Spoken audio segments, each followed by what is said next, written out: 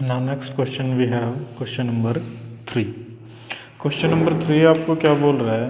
ये बोलता है a diver is able to cut through water in a swimming pool. Which property of matter does this observation show? Question को फिर से एक बार रीड करो. A diver is able to cut water in a swimming pool. Which property matter does this show? अब ये matter की आपके पास 4 properties थी बेसिकली. ठीक है, वो कौन कौन सी थी मैं आपको बता देता हूँ. फर्स्ट, मैटर की प्रॉपर्टीज क्या थी? फर्स्ट, पार्टिकल्स की, पार्टिकल्स ऑफ मैटर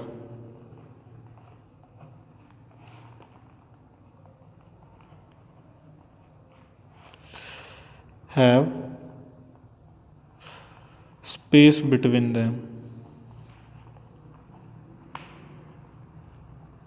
पार्टिकल्स जितने भी होंगे वो चाहे सॉलिड के हों, लिक्विड के हों या गैसेस के हों, सभी के बीच में क्या होता था? स्पेस.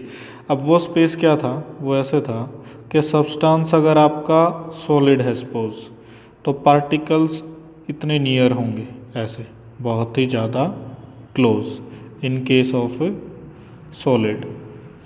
अगर पार्टिकल आपके पास क्या है? लिक्विड, तो पार्टिकल्स के बीच में स्पेस थोड़ा ज़्यादा हो जाएगा. अगर पार्टिकल हैं आपके पास गैसेस के, तो गैसेस के बीच में स्पेस सबसे ज़्यादा होगा. ठीक है, ये सॉलिड के बीच में स्पेस है, ये लिक्विड के पार्टिकल्स के बीच में स्पेस है, और ये गैसेस के पार्टिकल्स के बीच में स्पेस है. मीन्स ये क्लियर है कि particles of matter have space between them. Second क्या आता था आपके पास? Particles of matter have force of attraction. ये आपने लिखना है completely. Particles of matter have force of attraction. Attraction solid में सबसे ज़्यादा होगा क्योंकि स्पेस कम है. स्पेस अगर कम होगा तो फोर्स ऑफ अट्रैक्शन ज़्यादा होगा. Third, particles of matter has kinetic energy. Kinetic energy, kinetic energy means energy of object due to its motion. क्या होता है kinetic energy? Energy of object due to its motion. Particles move करेंगे. Gases के particle सबसे fast speed से move करते हैं, liquid के थोड़ा स्लो, एंड सॉलिड के मूव ही नहीं करेंगे. फोर्थ क्या होता है? Kinetic energy of particles increases. Kinetic energy of particles increases with increasing temperature. ये सभी क्या थे हमारे पास? पार्टिकल्स जितने थे मैटर के कैरेक्टरिस्टिक्स. अब उसने बोला है कि इनमें से ऐसी कौन सी कैरेक्टरिस्टिक्स है. अब समझिए. फर्स्ट, डाइवर, जो डाइव करेगा वाटर के अंदर, able to cut through water. Suppose ये आपका स्विमिंग पूल है, इसके अंदर ये वाटर है, ये क्या होगा आपके पास है? वाटर. जब डाइवर इसके अंदर मूव करेगा, suppose let this is diver, या कोई भी ऑब्जेक्ट ले लीजिए, ये अगर डाइव करता है, डाइव करेगा तो जो आपके अंदर स्पेस होगा, जो सब्सटेंस ये है डाइवर, ये लिक्विड के अंदर जाएगा और उस स्पेस को ऑक्यूपाई करेगा. जब ये स्पेस को ऑक्यूपाई करेगा तो वाटर गेट से कट, क्योंकि जो वाटर के पार्टिकल्स के बीच में जो स्पेस होगा, क्लियर, तो वो प्रॉपर्टी क्या थी आपके पास कि matter particles of matter has space between them. इसका एक और एग्जांपल ले लीजिए. ये आपके पास एक बीकर है सपोज, इसको कंप्लीटली टॉप तक फिल कर दीजिए विद लिक्विड, वाटर है ये। आप इसके अंदर अराउंड 10 ग्राम शुगर ऐड कर सकते हो या साल्ट ऐड कर सकते हो। अब दैट मीन्स पार्टिकल्स जो थे वाटर के, उनके बीच में क्या था, स्पेस। उस स्पेस को ऑक्यूपाई कौन कर सकता है, 10 ग्राम शुगर और 10 gram salt. Same goes for air. आप अपना हाथ लीजिए, पानी के अंदर डालिए, जो स्पेस होगा आपका हाथ का, सॉरी वाटर में, वही तो आप मूव कर पा रहे हो हाथ को अंदर। अदरवाइज आप एक ब्रिक के अंदर नहीं डाल सकते, because brick is a solid and particles of solid have minimum space between them because they are closely packed. Clear? So a diver is able to cut through water in swimming pool by applying a force to displace the water and occupy its place. हो जाएगा। सो कौन सी property रहेगी हमारी, property रहेगी particles of matter have space between them. हो जाएगा। Next, what are the characteristics of particles of matter, वही answer होगा जो मैंने अभी ये चारों पांचों बताए हैं, वो आपने लिखना है। Clear?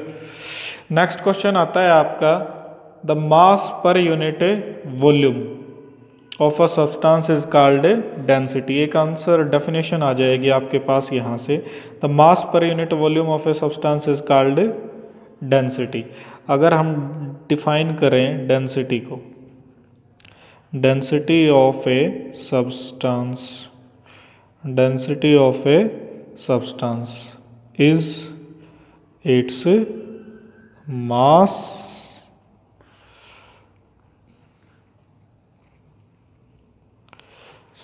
Per unit volume. Means कोई भी सब्सटेंस है आपके पास, उसकी जो डेंसिटी किसके इक्वल होगी, मास बाय वॉल्यूम की। तो यहाँ से मास की यूनिट क्या होती है, किलोग्राम, वॉल्यूम की यूनिट मीटर क्यूब।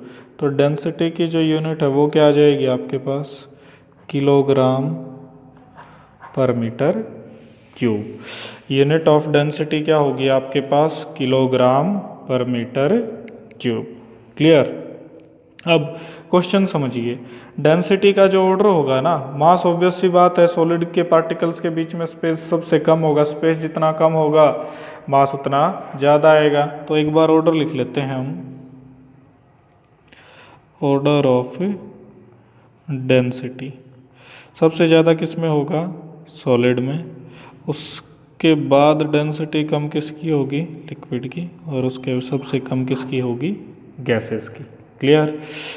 देखिए, arrange the following in order of increasing density. क्या क्या गिवन है आपको, एयर गिवन है, एग्जॉस्ट फ्रॉम चिमनी गिवन है, हनी गिवन है, वाटर गिवन है, chalk and cotton and iron. तो हमें पता है कि भाई देखिए, सबसे कम इंक्रीजिंग ऑर्डर मीन्स तो सबसे लास्ट में क्या आएगा, जो सबसे हैवी होगा। सो सबसे लीस्ट डेंसिटी किसकी होगी, सबसे कम we have air. Minimum density किसकी है, एयर। एयर के बाद ज़्यादा किसकी होगी, exhaust from chimney, exhaust from chimney. अभी तक ये भी गैसेस फॉर्म में है, एग्जॉस्ट फ्रॉम चिमनी ये भी नियरली गैसियस फॉर्म में है। उसके बाद आपके पास क्या आएगा, एग्जॉस्ट फ्रॉम चिमनीज के पास we have solid that is cotton. But इस कॉटन की एक स्पेशलिटी होगी, सॉलिड है ये जरूरी है, कॉटन के अंदर जो स्पेस होगा वो ज़्यादा होगा और उसको ऑक्यूपाई कौन करता है, एयर। कॉटन, आफ्टर कॉटन क्या आएगा हमारे पास, कॉटन के बाद लिक्विड आता है water and honey. But density किसकी ज़्यादा है, हनी की। सो पहले हम क्या ले लेंगे, वाटर, वाटर से ज़्यादा डेंसिटी किसकी ज़्यादा होगी, हनी की, हनी। देन दो सॉलिड सब्सटेंस हैं, चॉक एंड आयरन। ऑब्वियस सी बात है, आपको सबसे ज़्यादा एट लास्ट फिर किसकी बचेगी हमारे पास, आयरन की।